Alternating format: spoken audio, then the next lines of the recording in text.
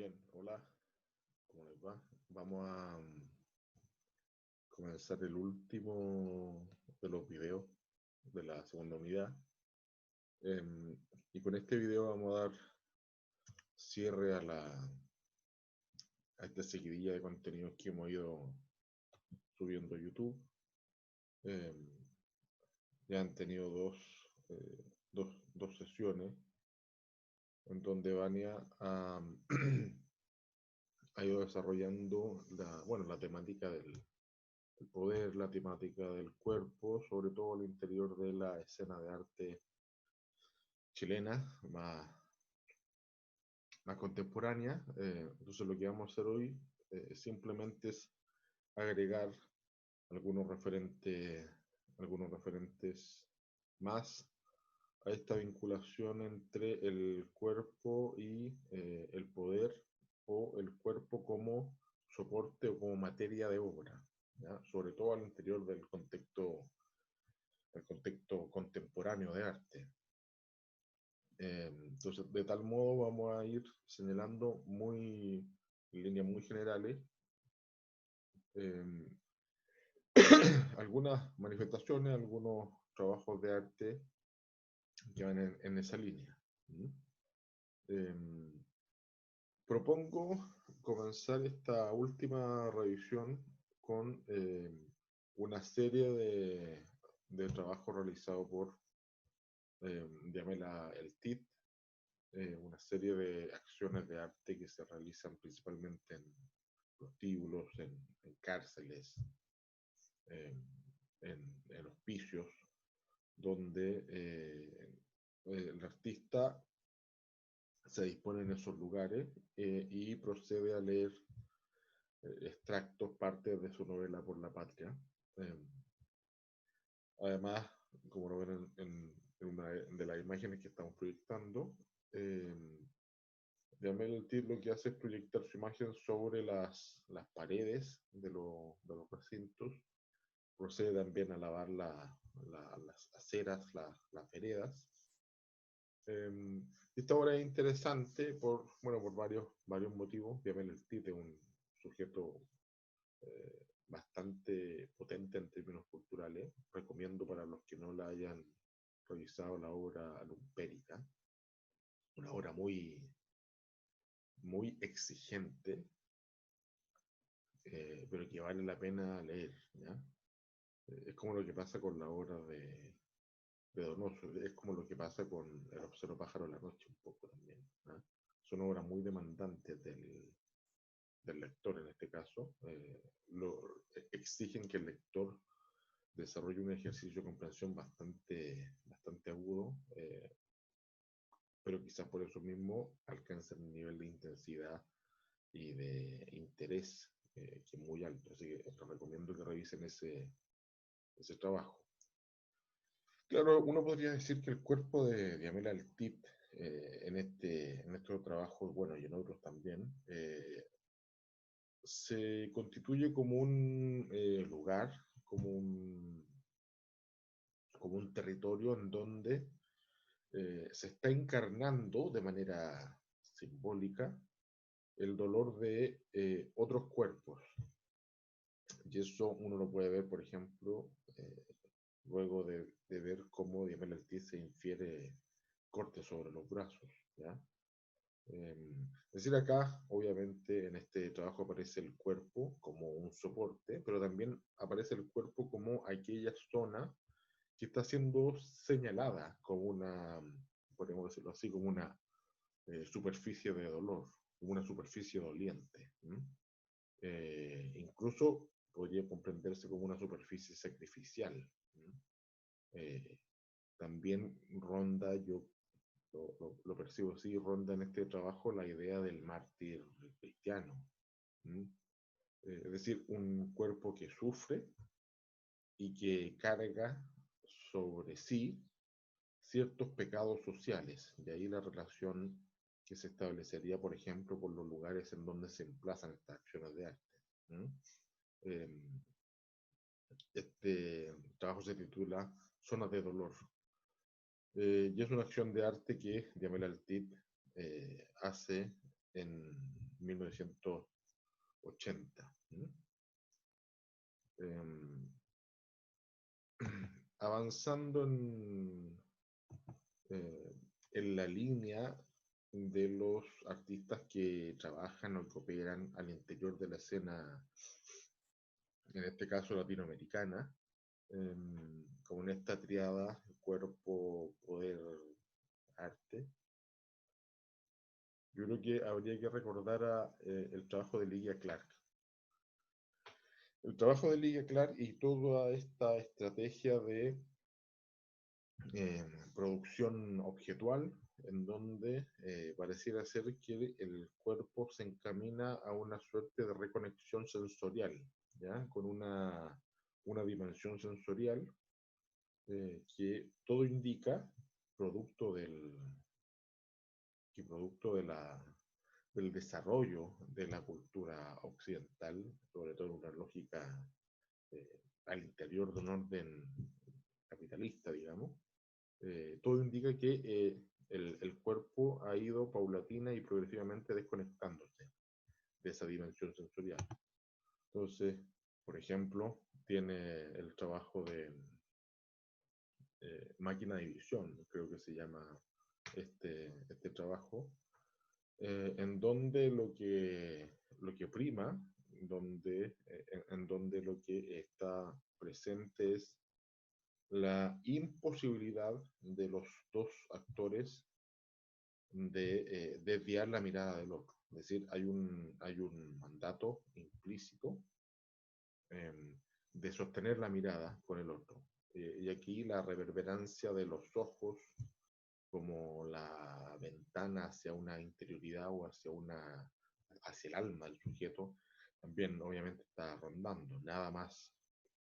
Eh, nada más privado y nada más cercano que mirar a alguien a los ojos, digamos. ¿Mm? Entonces, en este caso, Lydia Clark produce objetos eh, y al producir estos objetos y al generar estas interacciones, buena parte de lo que se está realizando es una suerte de dislocación respecto del concepto más establecido y tradicional de lo que es el arte, y con ello se disloca también el lugar del artista y el lugar del espectador, ¿ya? No podría pensar, estamos frente a usuarios de obras de arte y estamos frente a obras de arte que no son pensadas para ser contempladas. ¿Sí? Entonces estamos hablando de otra noción de arte, de artista y de espectador, como decía hace un rato. También se da en Lydia Clark una cuestión que uno podría identificar como una suerte de producción fronteriza entre lo que sería el arte y la dimensión más terapéutica o clínica.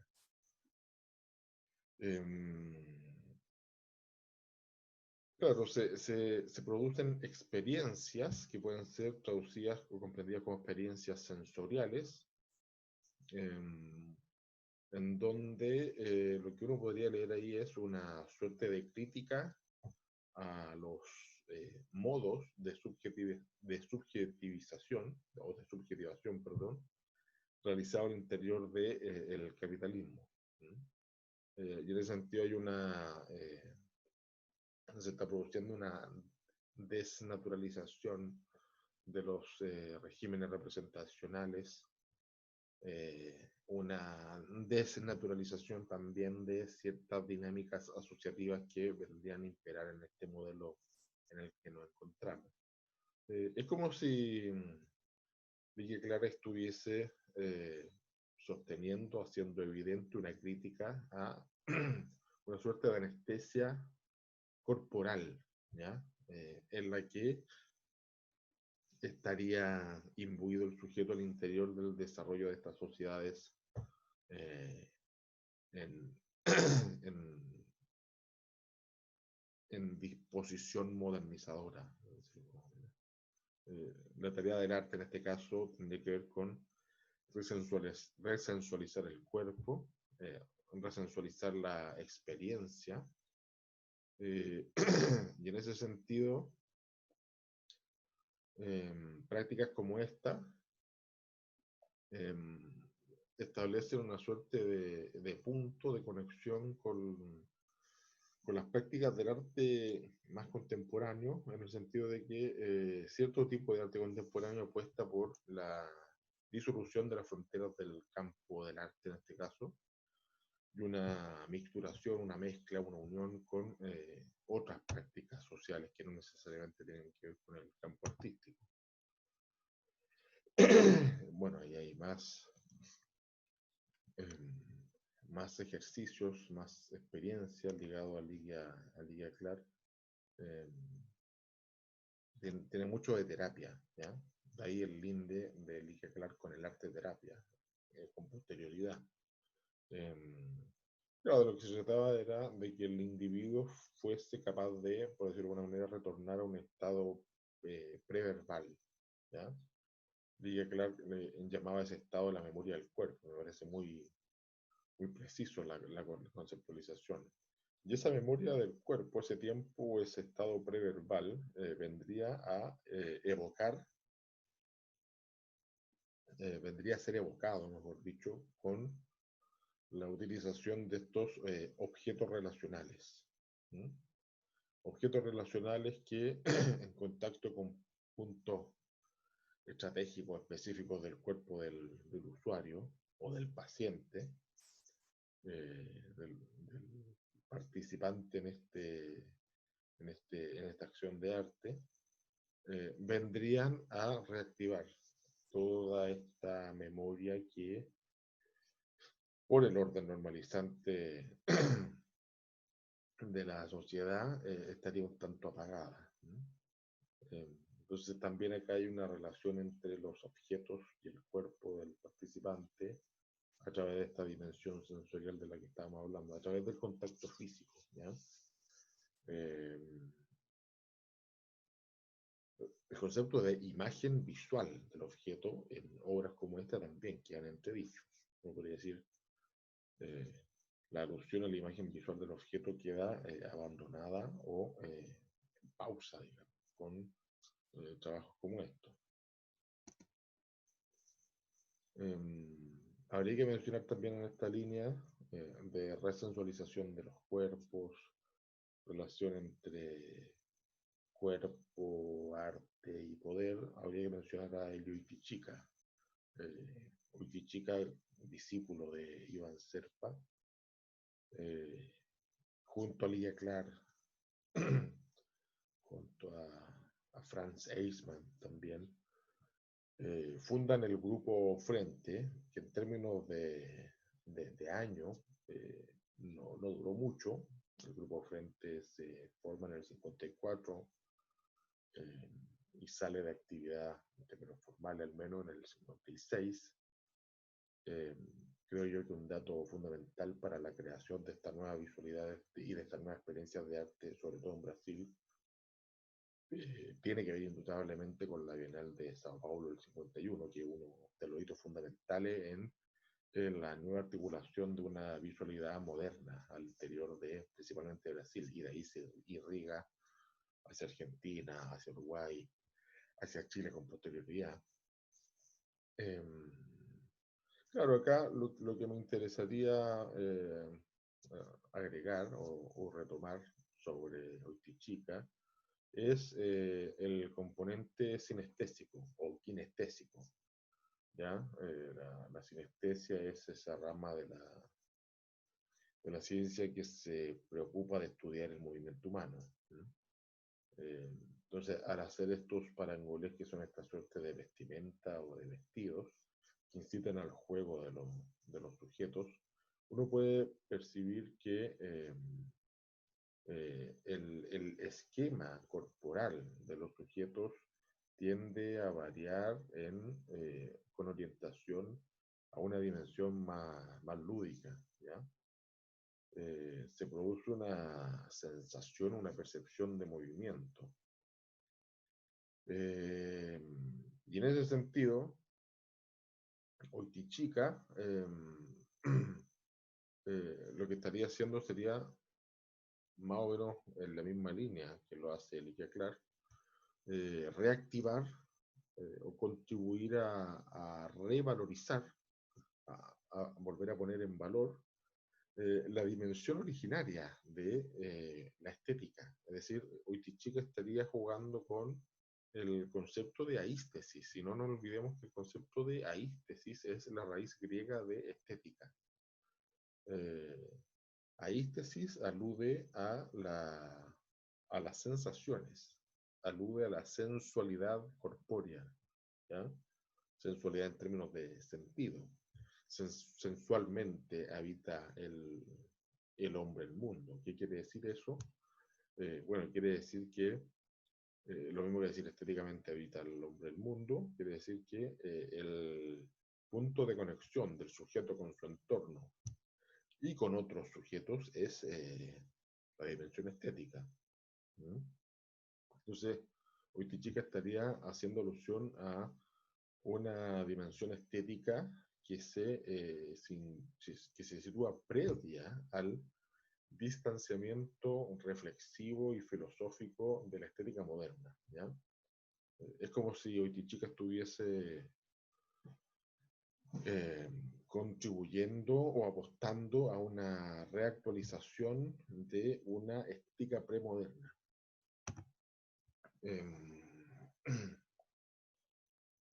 Claro, el trabajo de Wojtyła se instala más o menos en la década del 60. eh, busca una conexión con, sobre todo el mundo de las favelas, y logra que sus habitantes participaran vestidos con esta suerte de indumentaria o de capas, eh, se la, se la pusieran, digamos, y participaran en esta suerte de happening urbano, donde se mezclaban música, expresiones culturales, también manifestaciones políticas. En la misma década del 60, en la segunda mitad del 60, 67, si no me equivoco, Wojtyła también empieza a desarrollar una serie de instalaciones que titula Tropicalia. Y en Tropicalia, en estas instalaciones, básicamente lo que acontecía era una muy amplia gama de manifestaciones, confluía la música, el teatro, el cine, eh, obviamente la arte plástica. Y es uno de los trabajos que también Wojtyła con su praxis contribuye a uno lo podría leer así, apuesta por reconfigurar los lazos sociales que han sido devastados por esta modernización capitalista de la que hablábamos también cuando nos referíamos a Liga Clark, ¿ya? Hay una resensualización del cuerpo también, y hay una resensualización del cuerpo que es de un cuerpo que ha sido anestesiado por el régimen frente a los que los parangolés tienden o pretenden alzarse a contrapelo, digámoslo de esa manera. Esto es lo que pasa cuando se genera algo así como la musificación de la obra de Wojtyła. En relación a eso podemos hablar en la clase dónde estaría el problema de esta cuestión. Estas son las instalaciones que les mencionaba de Tropicalia, ¿ya? La idea era ofrecerle al usuario de esta obra la experiencia de transitar o de relacionarse por distintas superficies, estar en contacto con distintas formas. Miren otro ejemplo, todos parajes artificialmente tropicales, digamos. Hay una obviedad muy presente en el trabajo y se asocia con la idea de participar de la obra, haciendo usuario y penetrando la obra, por decirlo de alguna manera. Se construye una imagen, un paraje o un ambiente ex- eh, cuidadosamente visible. Y esa condición de ruidosamente visible viene a tratar de cumplir con la promesa de invadir los sentidos del usuario. La visión, la audición, el olfato, el tacto, la relación con los volúmenes, la textura. En cualquier caso, Tropicalia se piensa como una suerte de juego de instancia lúdica, de instancia de diversión. Eh, También está recorriendo por detrás toda la idea preconcebida que se tiene de Brasil, por ejemplo. Eh, entonces, en el caso de Tropicalia no se trata tanto de representar como la realidad de una determinada zona del país, sino que se trata de construir o trabajar simbólicamente en torno a esta idea de Brasil como una suerte de destino, eh, de un destino paradisiaco o tropical. Tiene que ver un poco con esa cuestión. ¿Mm? Eh, de qué manera se pueden trabajar los símbolos de la cultura brasileña. Eh,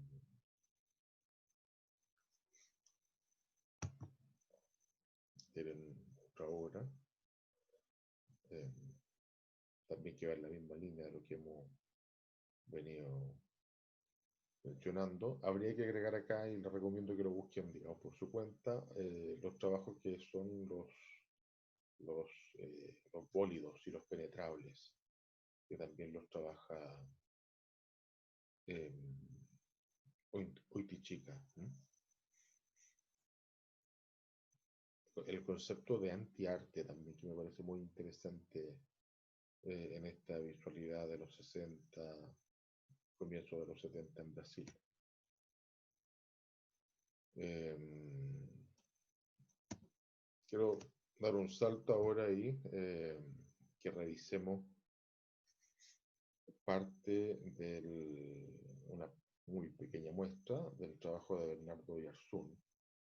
Eh, Bernardo Yarzún debe ser uno de los artistas chilenos más interesantes y más potentes en términos eh, de rendimiento de obra de arte contemporáneo, ¿no? Esta, obviamente, una opinión personal, digamos, eh, pero creo que el nivel de astucia y de honestidad de Oyarzún es muy marcado. Este es un trabajo que se titula Tierra del Fuego, es una foto performance en donde creo que del 92 el trabajo, habría que corroborar el año. Foto performance donde Oyarzún posa y apuesta a confundirse con la fotografía de un fueguino. Eh, son, este tipo de trabajos son muy económicos en términos visuales.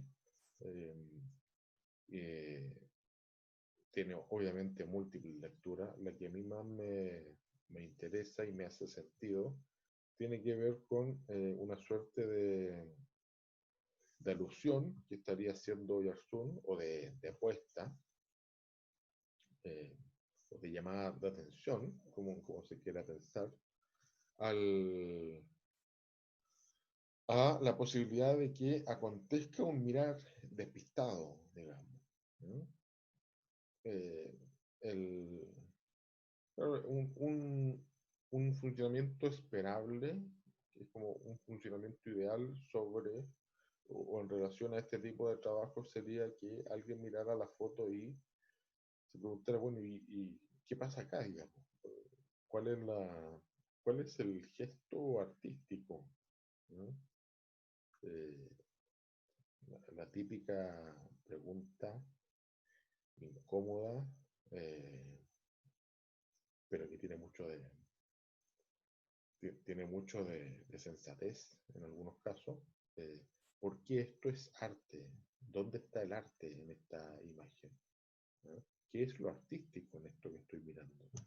La foto de dos aborígenes, digamos, retratados seguramente cazando, lo que sea. Bueno, yo creo que parte del trabajo de Garçon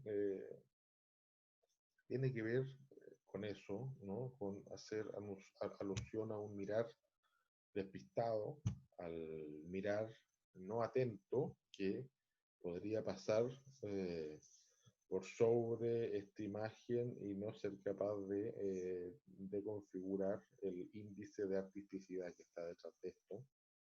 Eh, Básicamente porque una de las exigencias del arte contemporáneo tiene que ver con un proceso reflexivo que implícitamente está trabajando en la obra, en la visualidad.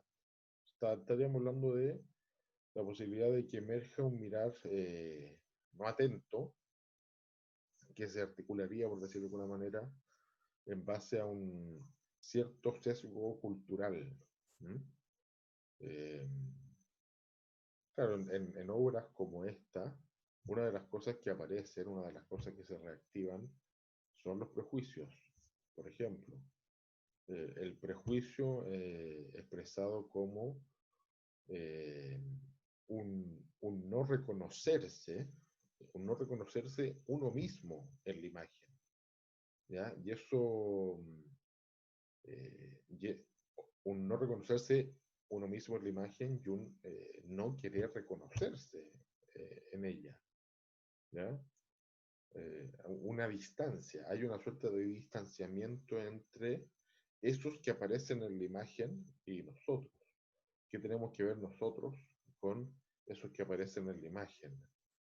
Eh, por lo tanto, construimos la corporalidad y identificamos a un otro que sí encajaría con este modelo indígena del cual evidentemente queremos a toda costa escapar. ¿Ya?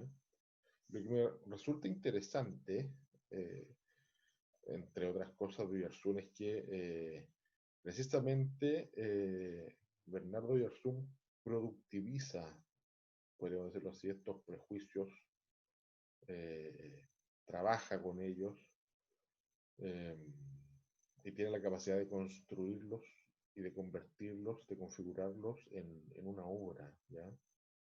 Eh, y eso me parece muy potente, como desde una economía visual, desde una economía de obra, Oyarzún genera esta cadena de relaciones y de sentidos en donde finalmente eh, el espectador queda interpelado, ¿ya? Y queda interpelado precisamente porque se pone delante de sus ojos,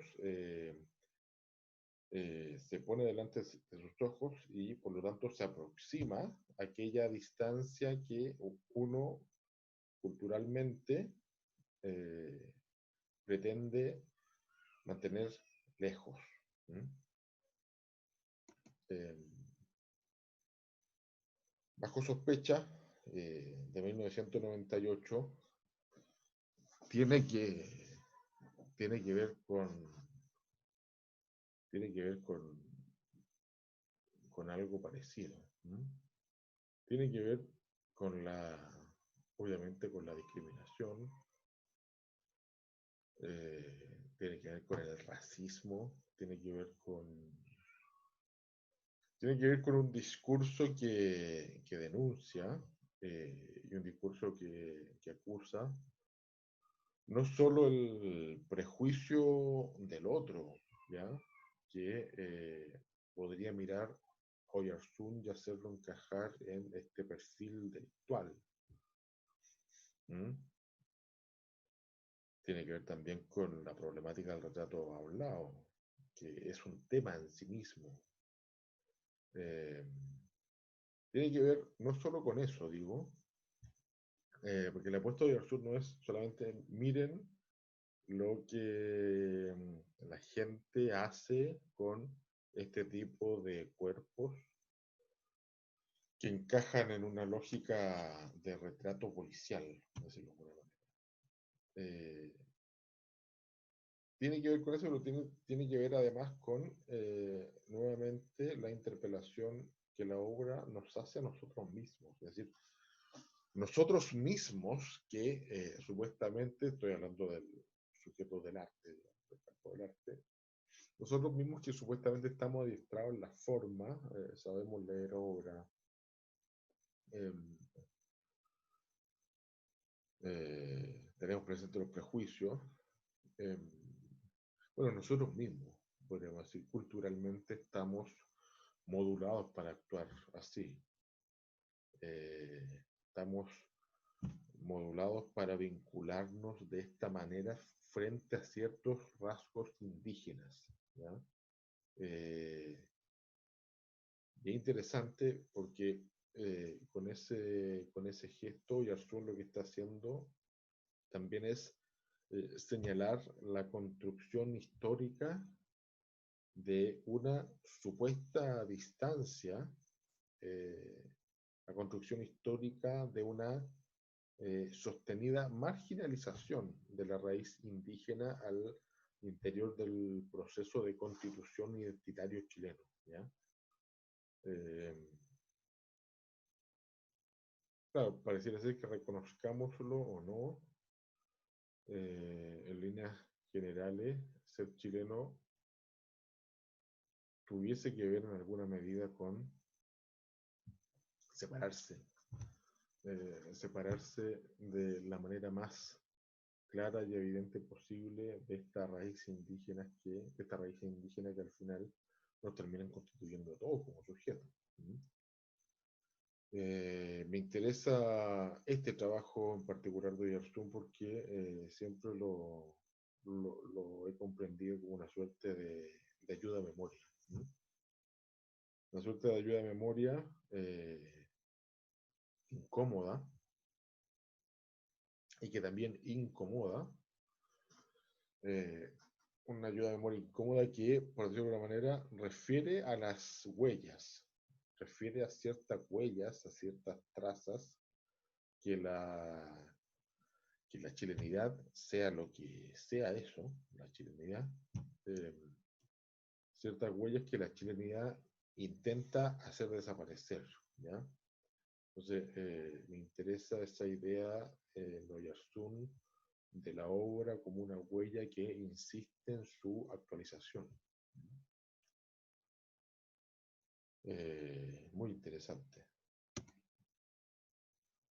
Esto es trabajo de Ana Mendieta, una trasplante de pelo facial, una performance que se realiza en el 72 de artista cubana, en donde, bueno, se ve claramente las imágenes, lo que hace es transferirse vello de la barba de un sujeto para adherirlo a su rostro, eh, rememorando obviamente el gesto champiano cuando Cham le pinta los bigotes a Gioconda. Claro, esta performance obviamente está ironizando sobre el poder masculino representado precisamente en el vello facial. Eh, También está poniendo en tensión el lugar asignado a la mujer como modelo, como, como musa, como inspiración. ¿Ya? Eh, y de pasado uno podría decir lo que está renaciendo también en la idea de la mujer como objeto sexual. También la mujer en su rol de la administradora o mantenedora de un orden más doméstico. Bueno, Cindy Sherman también trabaja en esa línea. Eh, la mujer como la mujer como quien se apropia de las representaciones históricas, eh, no tan solo de la imagen de la mujer, sino que también se apropia de las representaciones históricas, culturales de lo masculino. ¿Mm? La mujer en dominio sobre su cuerpo, eh, cuando ese dominio sobre su cuerpo implica eh, adquirir las cualidades culturalmente masculinas. Eh, no sé si no sé si es necesario decir mucho más sobre esta obra en particular, ¿ya?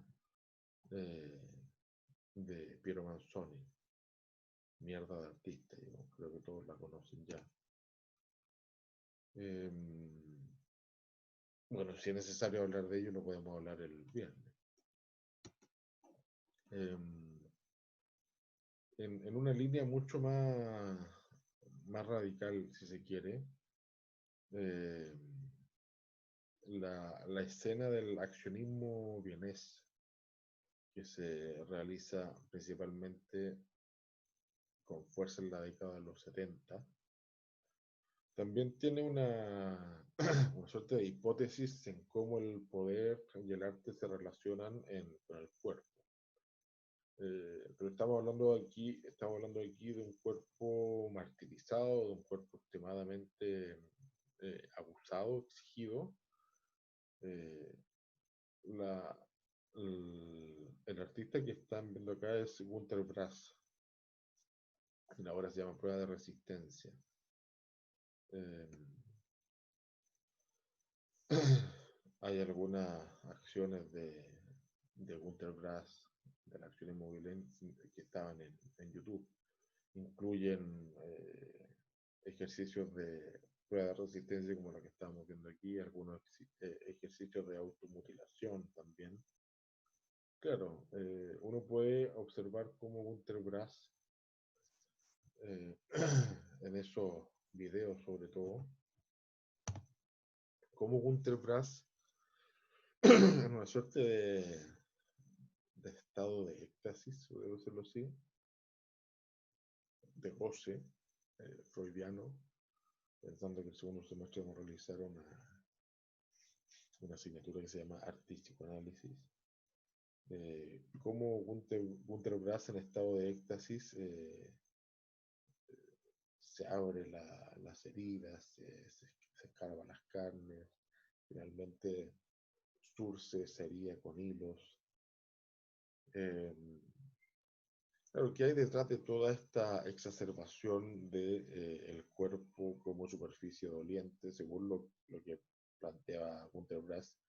Es que de lo que se trataba era de suprimir los últimos elementos expresivos al interior del arte eh, y superar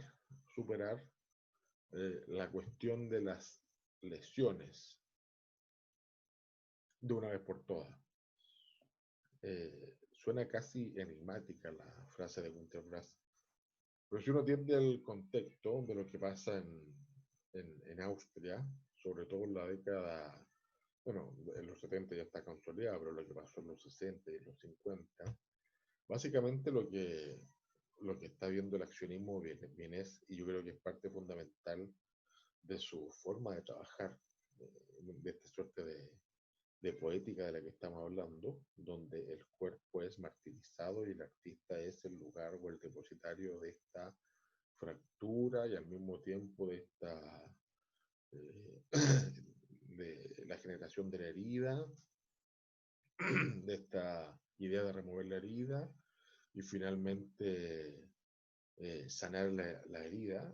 Yo creo que parte importante de eso tiene que ver con el fenómeno que se da en Austria al término de la Segunda Guerra Mundial, cuando muchos de los criminales nazis siguen como si nada hubiese pasado en la vida política austriaca y terminan en la década de los 60 y los 70 estando en escaños públicos, digamos, siendo partícipe activamente de la vida política. Entonces, criminales de guerra nazi finalmente terminan constituyéndose en el órgano democrático de Austria. Entonces, los accionistas vieneses reconocen esa cuestión como una suerte de herida que ha tratado de maquillarse, de cubrirse, pero la herida está ahí.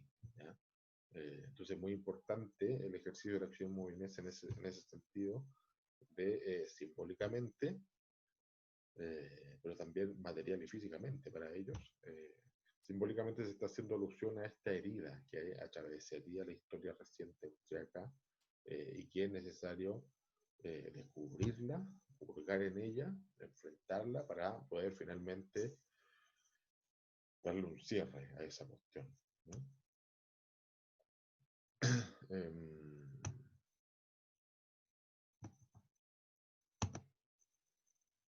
Gina Payne, Gina Payne un elemento clave, podríamos decirlo así, para la fundación del movimiento del body art en Francia. A inicios del 70, Gina Payne crea obras que transitan o que deambulan por, podríamos decirlo, los extremos del ser humano, ¿ya? Deambulan entre la violencia, el arrebato y la ternura, deambulan entre los temores de infancia y la neurosis adulta, por decirlo así, deambula entre la radicalidad de un gesto más cargado a la violencia y una forma mucho más sensual. Eh, Escalada sin anestesia, creo que se llama este trabajo, que es un trabajo del 71 de Gina Payne, una performance que se realiza en un estudio de París. Y básicamente, bueno, lo están viendo ahí, la acción consistía en subir por una escalera, en donde cada peldaño estaba constituido por un borde metálico, que tenía elementos sobresalientes que estaban añadidos a cada uno de estos peldaños, los cuales obviamente cortan, laceran, hieren los pies y las manos durante el ascenso del artista. Son bastante las lecturas que uno podría hacer detrás de un trabajo como este. La propia Gina Payne pensaba que de lo que se trataba era de denunciar eh, algo así, no lo recuerdo exactamente, pero denunciar el cuerpo que había sido controlado socialmente por la violencia y por el poder, ¿no? Entonces, ese control social de violencia y de poder en el cuerpo de la mujer, Gina Payne lo que quería hacer era traerlo a la superficie y exponerlo como un dolor visible, concreto, real, aludiendo a este otro dolor muy oculto o anestesiado que funcionaba como el fundamento del control social del cuerpo de la mujer, ¿no? También en los 70 en Europa y un poco en posterioridad en Latinoamérica se dan estos ejercicios de arte que son bastante radicales, ¿no? Les recomiendo que vean esta performance, no es difícil encontrarla en internet, de Vito Acconci, eh, un artista provocador, por decirlo de alguna manera, eh, en donde básicamente eh, lo que hace en una galería de Nueva York se oculta bajo una suerte de rampla por la que circulaba el público asistente a la obra, mientras por altavoz eh, se escuchaban las fantasías sexuales del artista. ¿Ya? Tipo, está oculto ahí en un rol de fisgón, podemos decirlo así, masturbándose. ¿Mm? Bueno, la girovilla es muy conocida. eh, Termina siendo un cyborg. Yo creo que podemos hablar de Orlán también el viernes con mayor detención, si es que la situación lo amerita. Pero básicamente tiene que ver con la intervención del cuerpo, eh, que tiene gran presencia en el mundo del arte, principalmente yo diría en los 90. Eh, comienza a realizarse estas operaciones en los 90. eh, Transforma su rostro, su cara en una composición de diferentes elementos o rasgos faciales que habrían inspirado la belleza de las mujeres en diversas épocas. eh, y básicamente a lo que apuesta es a construirse ella misma, a convertirse en una entidad monstruosa sobre la base de esta belleza y de esta perfección del ideal. Entonces se transforma los labios y se los deja como la Gioconda, después se transforma los labios y se los deja como la Venusta Botticelli, eh, administra sus cejas como si estuviese en cualquier película de ficción, digamos.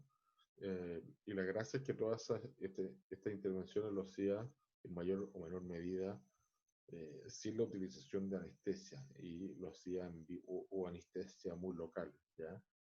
Entonces, todas estas intervenciones eran grabadas y transmitidas generalmente en vivo en cualquier museo del mundo. Eh,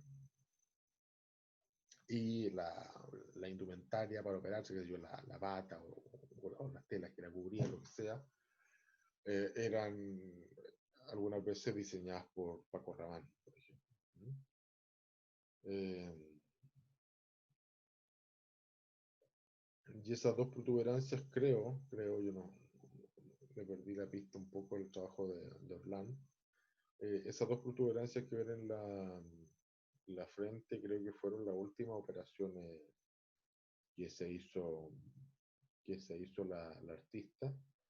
Eh, y son el resultado de un pedido de ella misma, en donde le dice a su cirujano que le realice algo inédito que nunca ella se hubiera hecho, y que le realice algo que no estuviese destinado a crear una imagen de belleza, ¿ya? Y el resultado fueron estas dos protuberancias al borde de las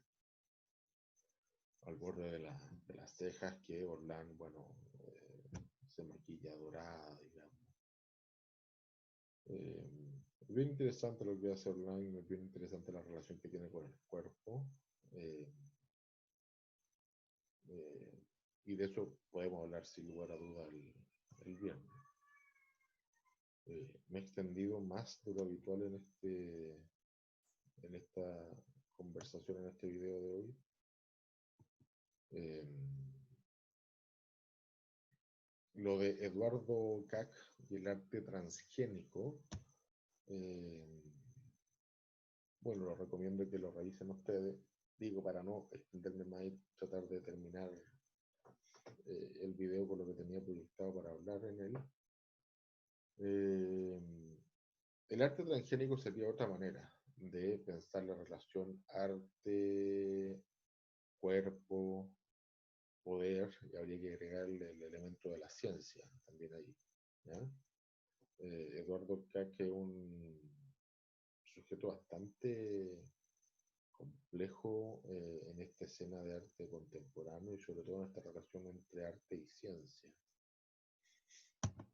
Eh, para muestra solo un botón, este es un trabajo del artista, Historia Natural del Enigma, una flor transgénica. Eh, Cack la llama una serie plantimal. Ese es el título que le da. Y es básicamente una nueva forma de vida eh, que el artista crea, no solo él, digamos, apoyado de todo un staff de ingeniero en genética, y produce esta flor de ingeniería genética que básicamente se supone, es un híbrido del artista y de la petunia. Él la nombra Edunia, ¿ya?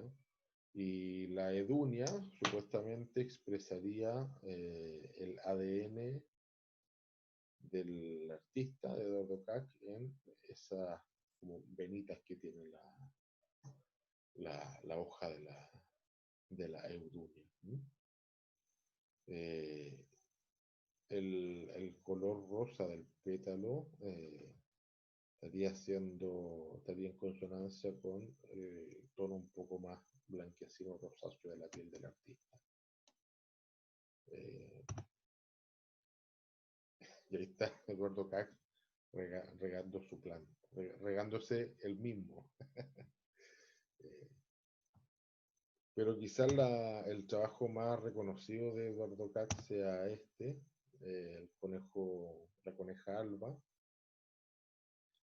que puso el arte transgénico como en primera plana, sobre todo yo diría en los años 2000. Yo me acuerdo que estaba estudiando en la Encina y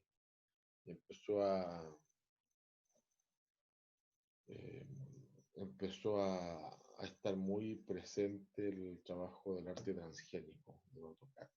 Y lo comentábamos en las clases, los profesores. Fue un momento bien álgido, pero un momento al fin y al cabo. Eh,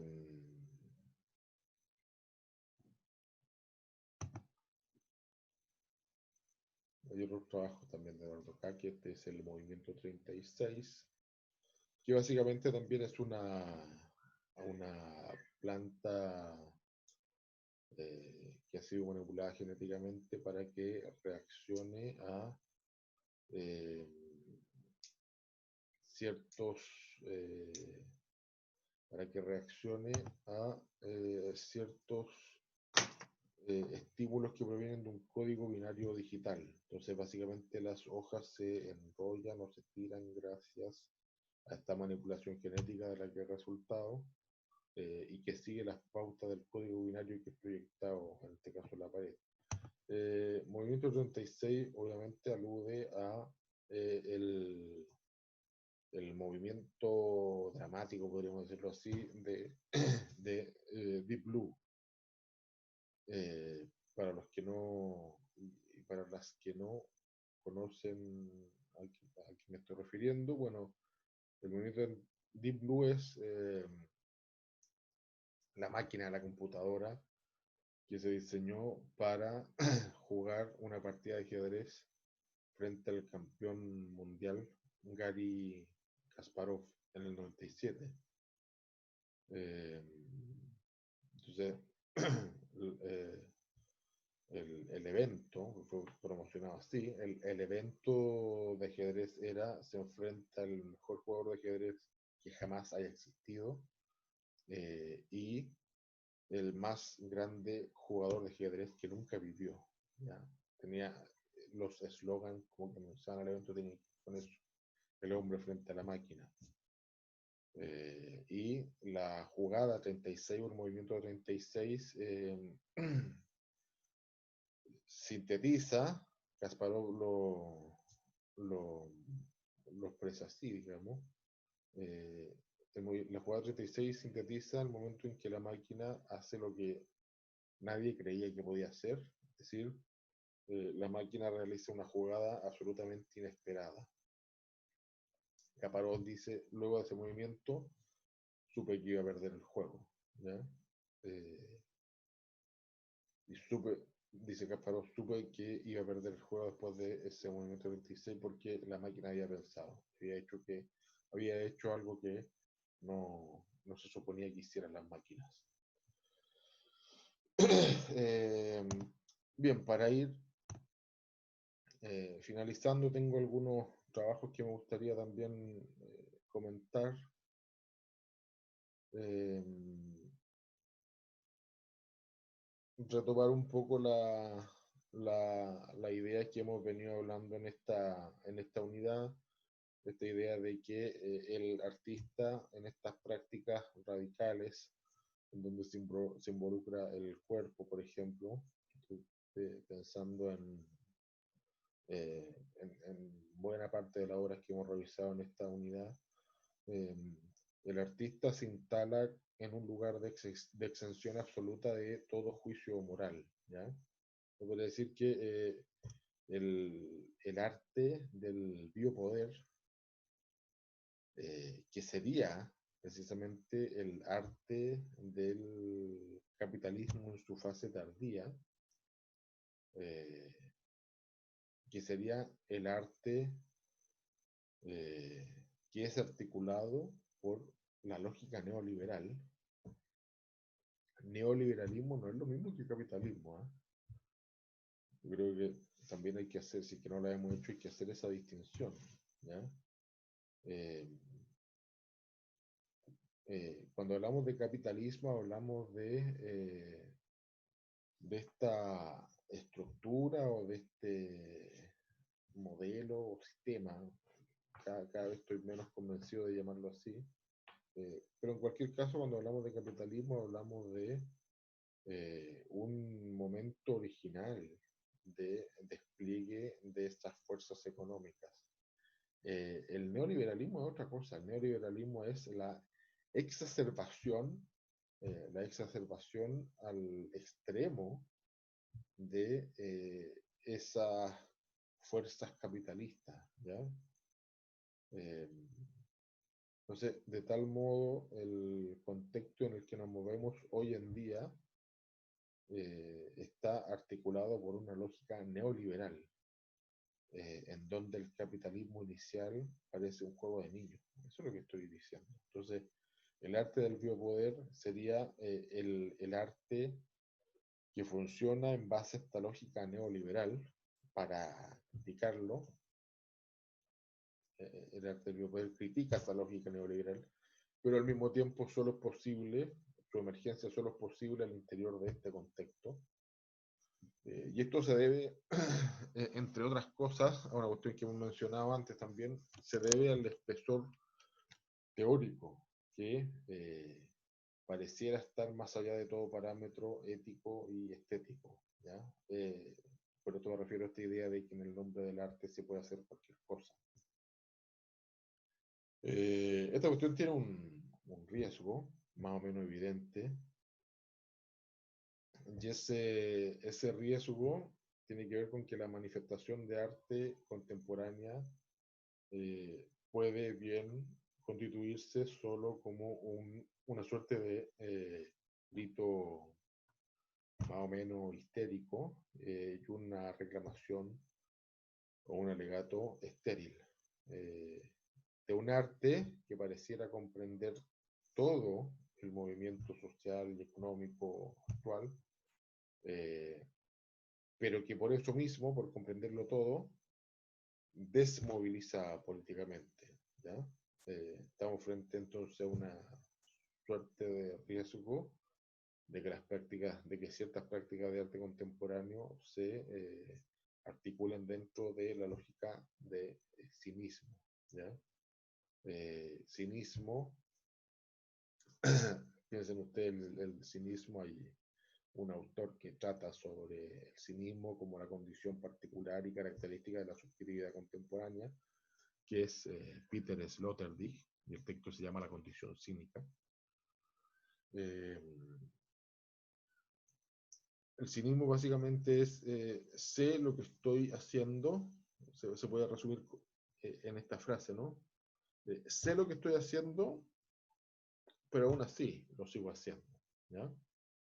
Y ese cinismo atravesaría no solo las prácticas de arte contemporáneo, sino que la subjetividad en términos actuales. Eh,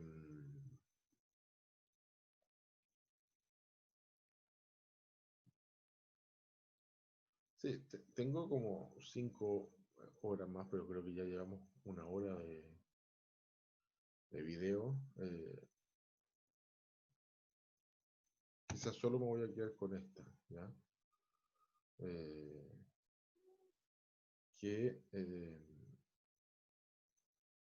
creo yo que una de las obras más potentes que se ha realizado durante el siglo pasado, al menos en Latinoamérica. ¿Mm? La familia obrera de Oscar Boni, de un trabajo del 68, eh, una, una instalación clausurada por la policía del régimen de Onganía, de Juan Carlos Onganía, en Argentina. Eh, bueno, y la obra básicamente consiste en lo que están viendo, la presentación de una familia, de una auténtica familia obrera argentina, el padre, la madre y el hijo sentados sobre esta tarima. ¿Mm? Eh, el, el sentido de la obra tendía a completarse con un letrero que había abajo, si se fijan ustedes, la señora que está yendo a la exposición, una familia mirando a otra familia. La señora que está yendo a la exposición, si se fijan, está leyendo algo abajo. Eh,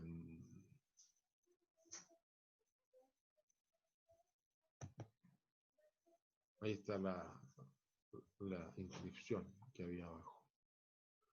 Luis Ricardo Rodríguez, matricero de profesión, percibe el doble de lo que gana en su oficio por permanecer en una exhibición con su mujer y su hijo durante la muestra.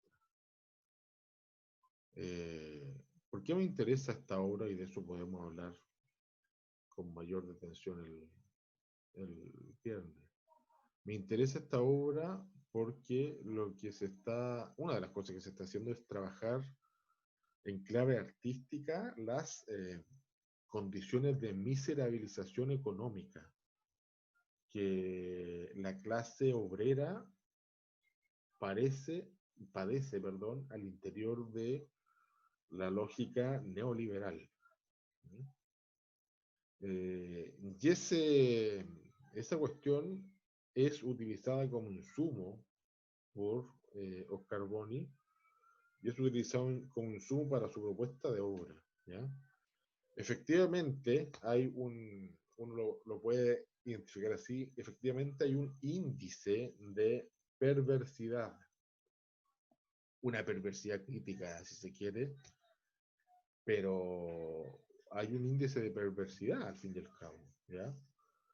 Es como si uno se preguntara, al ver este trabajo, ¿qué pasa con la dignidad del trabajador y su familia? ¿Ya? Toda esta cuestión de ser utilizada la familia como un sumo de obra, como un elemento más dentro de esta exhibición. Eh, Vemos este trabajo, decimos, la dignidad del trabajador y su familia ha sido arrebatada y ahora se exhiben como si estuviesen en un zoológico, por ejemplo. Eh, Eso se moviliza al ver este tipo de trabajo. Sin embargo, habría que reparar en lo siguiente, y habría que reparar en que la dignidad de esta familia, de este trabajador, le ha sido arrebatada mucho antes de que el sujeto y su familia sea tomado como insumo para la obra de arte. ¿Ya? Eh, claro, uno podría decir, al menos acá el trabajador, eh, el sujeto, aparece no como trabajador, no un tanto que trabajador, sino que aparece como el resultado miserable de las condiciones de pauperimización, de miserabilización que ha impuesto la lógica neoliberal de la que estábamos hablando hace un rato. Me interesa esta obra y de esto podemos conversar en la sesión del viernes. Me interesa esta obra porque creo yo que acá se cumple de buena manera una idea que es perentoria dentro de las prácticas de arte, sobre todo de las prácticas de arte más contemporáneas, que tiene que ver con hacer emerger aquello que había estado invisibilizado. ¿No? Hacer emerger lo que había estado invisibilizado, hacer visible el problema que había estado invisibilizado, problema que se ha naturalizado. Y mientras más problemática sea la emergencia, la presentación de aquello que había estado invisibilizado, eh, más importante y más potente es el ejercicio de obra. Eh, Solo cierro con una cita del libro de Rodrigo Zúñiga, La demarcación de los cuerpos. Leo la cita. Lo que cabe preguntarse es si este tipo de prácticas, las que hemos, en buena parte las que hemos revisado en esta unidad, lo que cabe preguntarse es si este tipo de prácticas no significan otra cosa que el accionar biopolítico del arte como práctica de soberanía. ¿Será esta, tal vez, la faceta más temible de las prácticas artísticas en el estadio del biopoder? ¿Acaso estamos entregados a la mera exhibición soberana del artista, incluso cuando su operación se enuncia críticamente como forma de protesta? Por lo tanto, no hay ya cómo separar las aguas entre las estrategias que se dejan tentar por su putativo derecho a la perversión y aquellas que, por así decir, resienten ese derecho. Me parece muy potente la cita de Zúñiga. Bien, de esto podemos hablar el viernes para no extendernos más el video. Nos vemos entonces en la conversación.